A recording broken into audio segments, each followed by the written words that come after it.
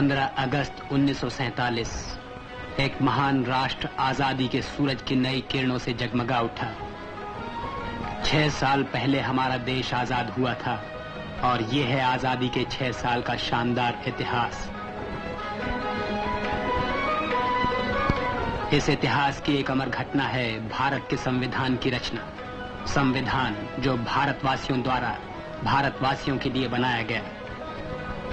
इसी संविधान से 26 जनवरी 1950 के दिन हमने भारत के प्रजातंत्र होने की घोषणा की। India that is Bharat shall be A sovereign democratic Republic. अंतिम गवर्नर जनरल का स्थान भारत के पहले निर्वाचित राष्ट्रपति ने ग्रहण किया। इसके बाद हमारी सुप्रीम कोर्ट का उद्घाटन हुआ और फिर एक महान कार्य को पूरा किया स्वर्गीय सरदार पटेल ने। देखते ही देखते 552 रियासतें भारतीय संघ में मिल गईं। इस तरह हमारे प्रजातंत्र में एक महान प्रयोग शुरू हुआ। स्वतंत्र भारत में पहली बार आम चुनाव हुए। आम चुनाव जिनमें 17 करोड़ व्यक्तियों को वोट देने का अधिकार मिला। करोड़ों हाथों ने मिलकर अगले 5 साल के लिए देश के राजनीतिक भविष्य का निर्माण किया। अपने चुने हुए नेताओं के जरिए लोगों ने दुनिया में भारत की आवाज बुलंद की। हमारे देश में कई अंतर्राष्ट्रीय महत्व के सम्मेलन हुए। जून 1948 में देश की गरीबी और अकाल की समस्या पर विचार करने के लिए उटकमंड में अकैफे का एक सम्मेलन हुआ। नई दिल्ली में इंडोनेशिया के बारे में कॉन्फ्रेंस जनवरी 1948 में हुई, जिसमें एशिया के 18 देशों ने भाग लिया अपने हाथों से अपने भविष्य का निर्माण करने के लिए। हमारे प्रधानमंत्री की सद्भावना यात्रा से विदेशों के साथ भारत की मित्रता के संबंध और मजबूत हो गए। प्रधानमंत्री अक्टूबर 1949 में अमेरिका गए, जून 1950 में इंडोनेशिया गए और जून 1951 में उन्होंने नेपाल की यात्रा की। श्री नेहरू ने मार्च 1953 में बर्मा के प्रधानमंत्री श्री थाके नू के साथ भारत और बर्मा की सीमाओं का दौरा किया। जून 1953 में कॉमनवेल्थ देशों के प्रधानमंत्रियों के सम्मेलन में श्री नेहरू ने मुख्य भाग लिया। इंग्लैंड से वापस लौटते समय सुएज नहर के बारे में जनरल नजीब से बातचीत करने के लिए वे कैरो में रुके। चीन जैसे देशों के सांस्कृतिक प्रतिनिधि मंडल हमारे देश में आए और हमारे प्रतिनिधि दूसरे देशों में गए। संयुक्त राष्ट्र संघ में भारत शांति के उसूलों पर जोर देता आ रहा है। देश में हमारे सामने समस्या थी लगभग 1 करोड़ विस्थापितों को फिर से बसाने की। इस समस्या को सुलझाने के लिए सरकार ने नए नए नगर बनाए, जैसे कि फरीदाबाद, नीलोखेड़ी, पटेल नगर, राजेंद्र नगर और गांधी धाम। छोटे बड़े सभी उम्र के लोगों को जिंदगी के नए रास्ते पर आगे बढ़ने के लिए बढ़ावा दिया गया। देश के भविष्य को उज्जवल बनाने के लिए सभी साधनों का उपयोग किया गया है। सारे देश में नदी घाटी योजनाओं की स्कीम के आधार पर काम शुरू हो गया। इनमें मुख्य हैं दामोदर घाटी योजना, भाखरा नांगर, हीराकुड, लोअर भवानी, तुंगभद्रा, काकरापारा और गंगापुर। ये एशिया में अपने ढंग की सबसे बड़ी स्कीम है। इसमें 173 योजनाएं हैं, जिनमें से कुछ योजनाओं का काम पूरा हो चुका है और बहुत सी जगह काम जोर शोर से चल रहा है। इन सब योजनाओं का काम पूरा हो जाने पर अकाल का डर नहीं रहेगा और हमारे उद्योग धंधों के बिजली की जरूरत भी पूरी हो जाएगी। एक नए स्वतंत्र राष्ट्र की जरूरतों को पूरा करने के लिए हमारे उद्योग धंधों ने सचमुच बड़ी तरक्की की है। फौलाद और लोहे के अधिक उत्पादन से नई नई मिलें और नए नए कारखाने खोले गए। इन मिलों और कारखानों से हम अपने पैरों पर खड़े हो सकेंगे।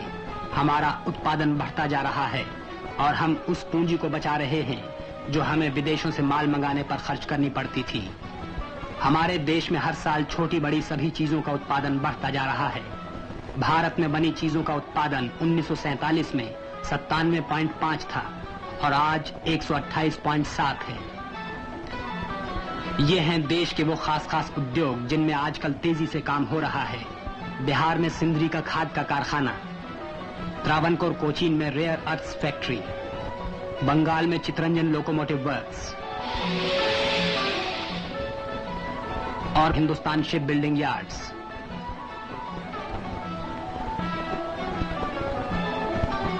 मैसूर में हिंदुस्तान एयरक्राफ्ट फैक्ट्री हाल ही में खोली गई है।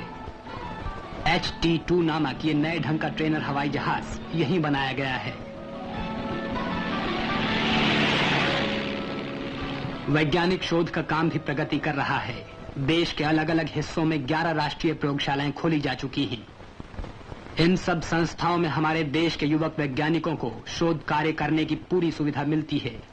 आज के इस वैज्ञानिक शोध कार्य से कल हमारे देश की आर्थिक स्थिति काफी सुधर जाएगी।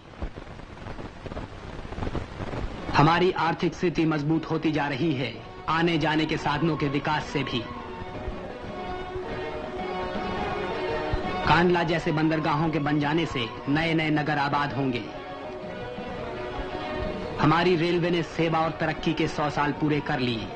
3 नई रेलवे लाइन बनी, कांडला से डीसा तक, आसाम रेल मार्ग और जलंधर से पठानकोट तक। शहरों में टेलीफोन सिस्टम का विस्तार होता जा रहा है। लोग इससे पूरा फायदा उठा रहे हैं। छोटे छोटे गांव में अब चलते फिरते डाकघर पहुंचने लगे हैं। रात की हवाई यात्रा से हमें और हमारी डाक को तेजी के साथ ठिकाने पर पहुंचाने का काम आसान बन गया है। हवाई यातायात का इंतजाम सरकार ने अपने हाथ में ले लिया है।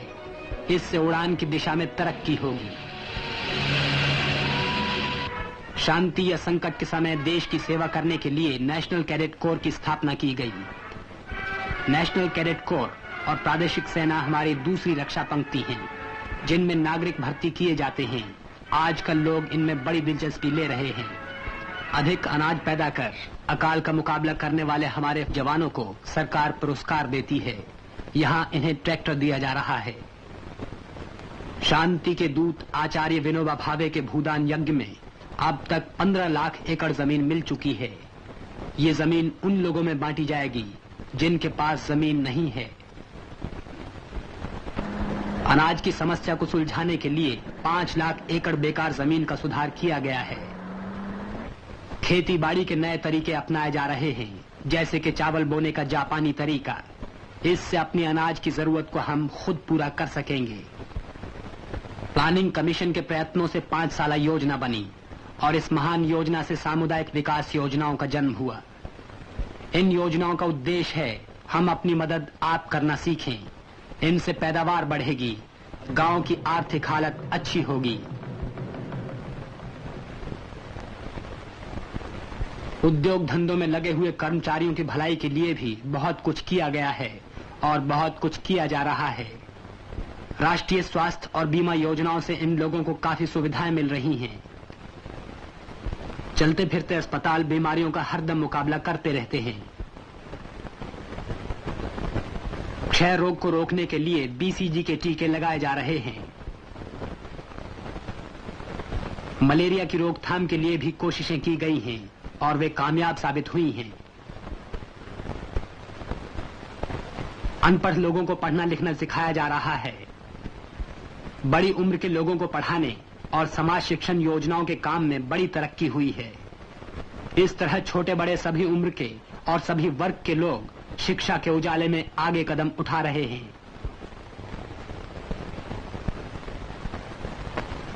यूनिवर्सिटी शिक्षा के क्षेत्र में भी काफी उन्नति हुई है। आज हमारे देश में 30 यूनिवर्सिटी हैं, जिनसे लगभग 650 कॉलेज संबंधित हैं। अंधे लोगों को खास ढंग से तालीम देने के लिए लगभग 50 स्कूल खोले गए हैं। भारत की कई भाषाओं में ब्रेल तरीका अपनाया गया है।